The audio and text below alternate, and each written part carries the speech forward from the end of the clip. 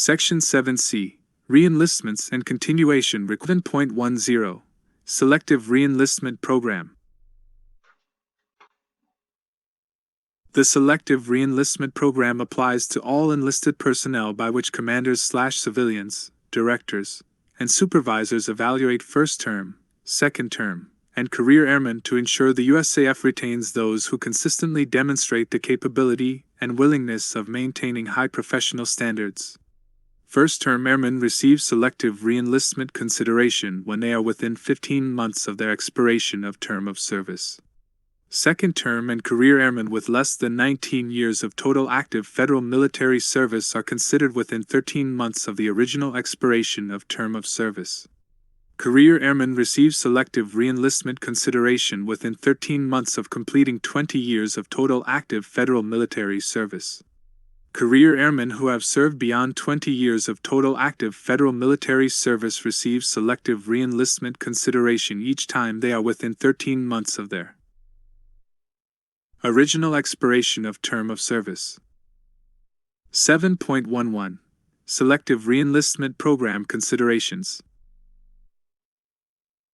Commanders and civilian directors consider enlisted performance report ratings, unfavorable information from any substantiated source, the airman's willingness to comply with USAF standards, and the airman's ability, or lack thereof, to meet required training and duty performance levels when determining if a member may re-enlist. Supervisors should carefully evaluate the airman's duty performance and review the airman's personnel records, to include the AF Form 1137, Unfavorable Information File Summary, if applicable, before making a recommendation to unit commanders and civilian directors concerning the airman's career potential. Non-selectee. If an airman is not selected for re-enlistment, an AF Form 418, Selective Re-enlistment Program, SRP, considerations/denial of continued service for airmen, is completed, and the airman is informed of the decision. The commander sends the completed form to the military personnel flight after the airman signs and initials the appropriate blocks. The commander must make sure the airman understands the right to appeal the decision. The airman has up to 3 calendar days to render an appeal intent. The airman must submit the appeal to the military personnel flight within 10 calendar days of the date he or she renders the appeal intent on the form. Appeal Authority. The specific appeal authority is based on an airman's total active federal military service. The appeal authority for first-term airmen and career airmen who will complete at least 20 years of total active federal military service on their current expiration of term of service appeal selective re-enlistment program non-selection is the respective group commander. The appeal authority for second-term and career airmen who will complete fewer than 16 years of total active federal military service on their current expiration of term of service is the respective wing commander. The appeal authority for second-term and career airmen who will complete at least 16 years of total active federal military service but fewer than 20 years of total active federal military service on their current expiration of term of service is the Secretary of the Air Force. The decision of the appeal authority is final. The appeal authority's decision is documented, and the airman is advised of the outcome. Commanders may also conduct selective re-enlistment consideration at any time outside the standardized window. 7.12 Non-Commissioned Officer Career Status Program. The Non-Commissioned Officer Career Status Program extends the length of re-enlistments for Reg AF airmen. All airmen who have been selected for continued service by their commander/civilian director, to include those with approved waivers, and who have at least 12 years total active federal military service on date of discharge, day prior to re-enlistment, will be re-enlisted for an unspecified period. These airmen will serve up to their high year of tenure based on current grade, or if promoted, projected grade unless sooner separated by USAF policy or law under the NCO Career Status Program.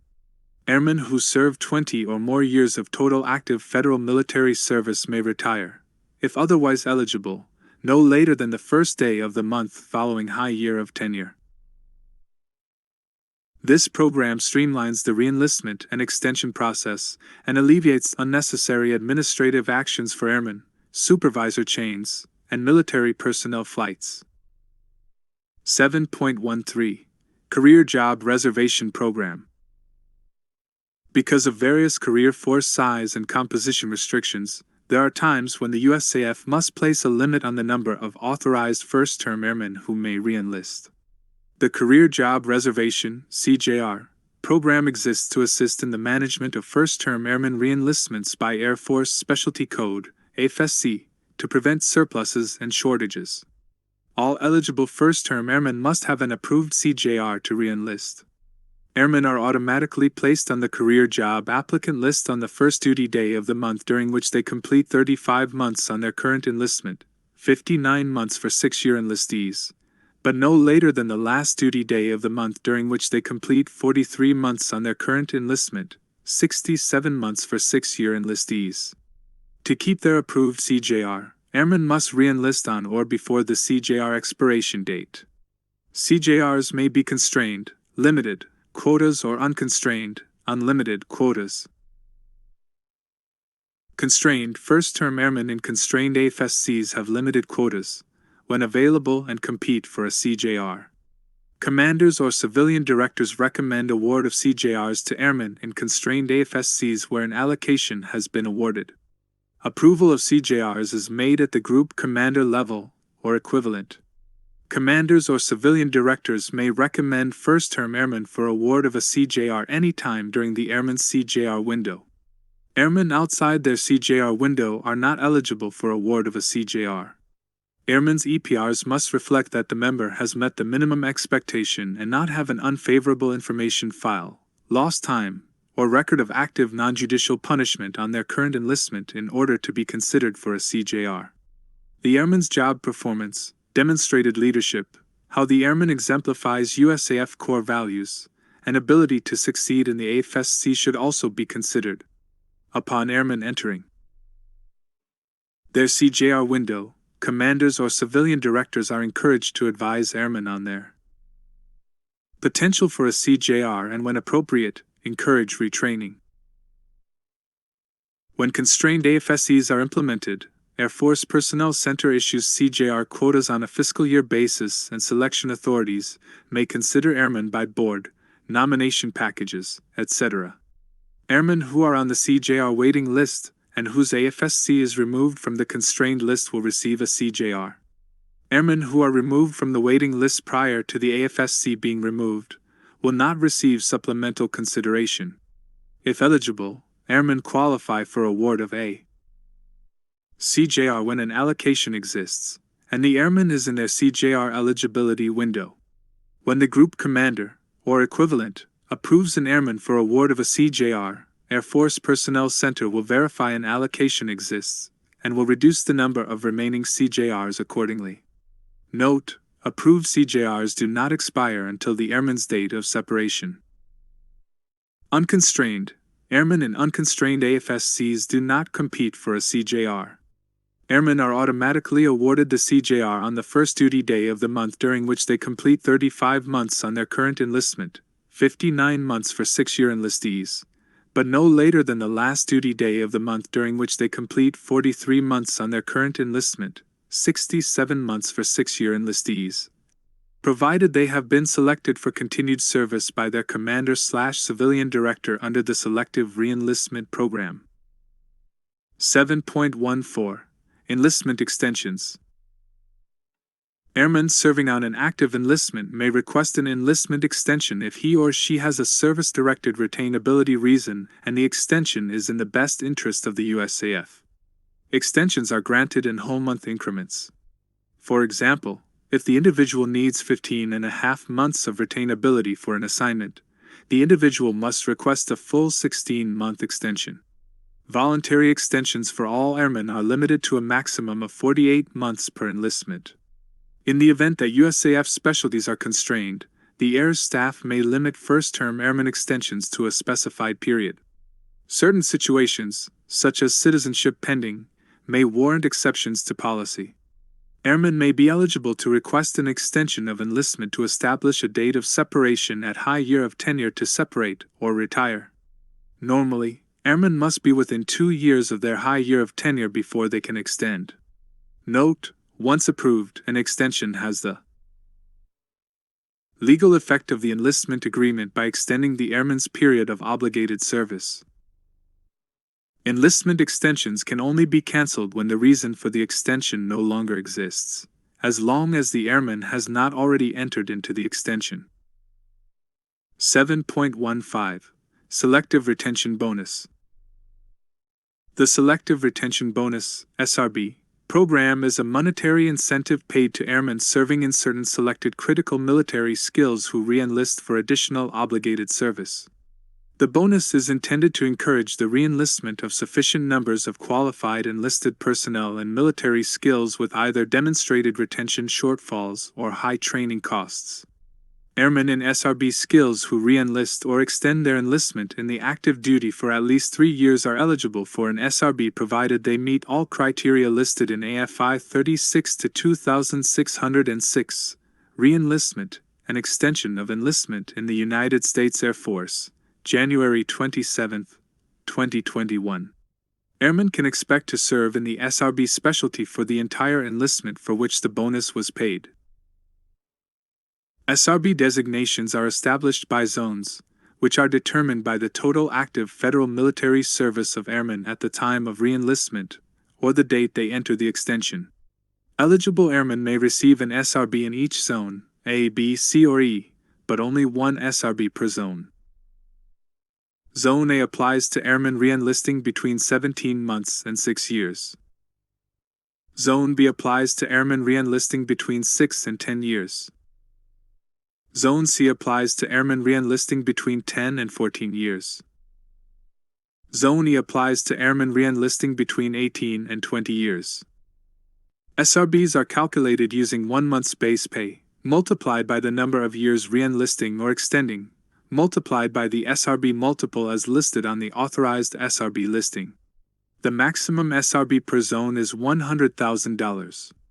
Note: the airman's base pay on the date of discharge is used to calculate the SRB. Therefore, if an airman was promoted to Staff Sergeant on May 1st and re-enlisted on May 1st, the SRB would be calculated on the base pay of the day prior to the re-enlistment as Senior Airman. 7.16. USAF Retraining Program. Retraining is a force management tool used primarily to balance career fields, officer and enlisted, across all AFSCs, and to ensure sustainability of career fields. Retraining also provides a means to return disqualified airmen to a productive status. Although airmen may be selected for involuntary retraining based on USAF needs, the retraining program allows a limited number of airmen the opportunity to pursue other career paths in the USAF. The online retraining advisory is a living document found on MyPers, maintained by the Air Force Personnel Center as a key tool used to advise members of retraining opportunities. For additional information on retraining eligibility and application procedures, refer to AFMAN 36-2100. First-Term Airman Retraining Program. First-term airmen assigned to the continental United States may apply not earlier than the first duty day of the month during which they complete 35 months of their current enlistment, 59 months for 6-year enlistees, but not later than the last duty day of the 43rd month of their current enlistment, 67 months for 6-year enlistees.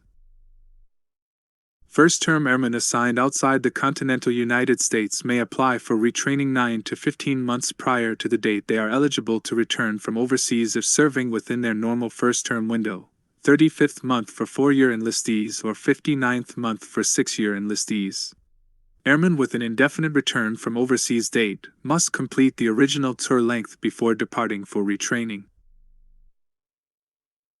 On the last duty day of each month, the Air Force Personnel Center selects the most eligible airmen for retraining based on quality indicators of most recent performance report rating, current grade, projected grade, previous 2 performance report ratings, date of rank, total active federal military service date, aptitude qualification examination score, electrical, mechanical, administrative, general, Air Force Enlisted Classification Directory, Part 2, and requested AFSC.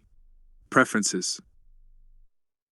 Non-Commissioned Officer Retraining Program. The NCO retraining program is designed to retrain second-term and career airmen from overage USAF specialties into shortage specialties to optimize the enlisted force and to best meet current and future mission needs. Airmen possessing a secondary or additional AFSC in a shortage skill may be returned to the shortage skill if in the best interest of the USAF. Phases 1 and 2. The NCO retraining program consists of 2 phases. The objective of Phase 1 is to obtain volunteer applicants from identified overage AFSCs to fill requirements in shortage specialty codes. All airmen with retraining out objectives may apply for any available specialty codes with retraining in objectives for which they qualify. During Phase 1, if sufficient applications are not received and retraining objectives for the fiscal year are not met, implementation of Phase 2 is necessary. In Phase 2, airmen will be selected for mandatory retraining based on USAF needs to balance the force. The Master Vulnerability List is used to select airmen for mandatory retraining. 7.17 Officer Cross-Flow and Reclassification Programs. Tools and procedures are available to address career field manning imbalances and shape the officer force within authorized, funded end strength. The non-rated line cross-flow program addresses manning shortages and overages by conducting a cross-flow panel when needed to select the best qualified officers to fill the required vacancies. The Missile Cross-Flow program is a process ensuring the nuclear and missile operations 13N Air Force specialty remains balanced for sustainment by cross-flowing excess officers at the 4-year point back to donor career fields. Out-of-cycle cross-flow requests, as well as initial skills training reclassification, are additional programs to ensure the balance of officer career fields.